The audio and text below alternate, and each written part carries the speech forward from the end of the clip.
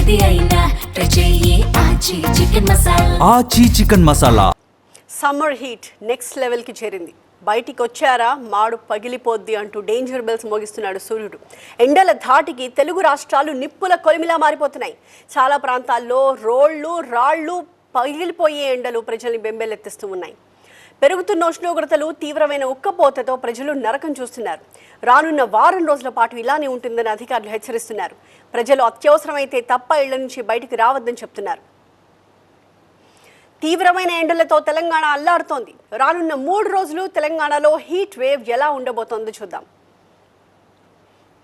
ముందు ఇవాళ ఎండల తీవ్రత ఏ రేంజ్లో ఉంది, ఏ జిల్లాకి ఏ అలర్ట్ కొనసాగింది అన్నది ప్రస్తుతం మనం చూస్తూ ఉన్నాము. చాలా క్లియర్గా రెడ్ అలర్ట్ మనకి కొమరం భీం, మంచిర్యాల, పెద్దపల్లి, జయశంకర్ భూపాలపల్లి, కరీంనగర్, ములుగు అనేక జిల్లాలు, అంటే సగం రాష్ట్రం మొత్తం మనకి రెడ్ అలర్టే కనిపిస్తోంది. తూర్పు తెలంగాణ పూర్తిగా మనకి రెడ్ అలర్ట్లో కనిపిస్తోంది. పశ్చిమ తెలంగాణ అంతా కూడా మనకి ఆరెంజ్ అలర్ట్ కనిపిస్తోంది. ఇక రేపు పరిస్థితి ఎలా ఉండబోతోంది?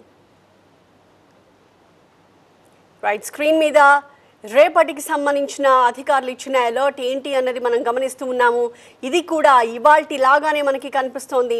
ఇన్ఫ్యాక్ట్ ఇంకా రెడ్ అలర్ట్ ఏరియాస్ పెరిగినట్టుగా అర్థమవుతోంది. సో తెలంగాణ వ్యాప్తంగా కూడా ప్రజలు చాలా అప్రమత్తంగా ఉండాల్సిన పరిస్థితి ఇవాళ రేపు ఉంది. ఇక ఎల్లుండి సిచ్యువేషన్ ఏ రకంగా ఉంటుంది, ఎల్లుండి అధికారులు వాతావరణం ఎలా ఉంటుంది, రెడ్ అలర్ట్ ఎక్కడెక్కడ ఉంటుంది, అలాగే ఆరెంజ్ అలర్ట్ ఎక్కడెక్కడ ఉంటుంది అని చెప్తూ ఉన్నారు అన్నది ఈ మ్యాప్లో మనం చూస్తూ ఉన్నాము. Yes, same as it is మనకి కనిపిస్తోంది.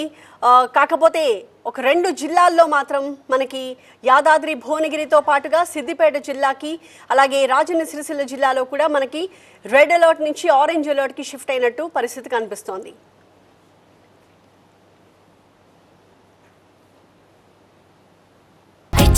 ఏది అయినా ట్రై చెయ్యి ఆచి చికెన్ మసాలా. ఆచి చికెన్ మసాలా.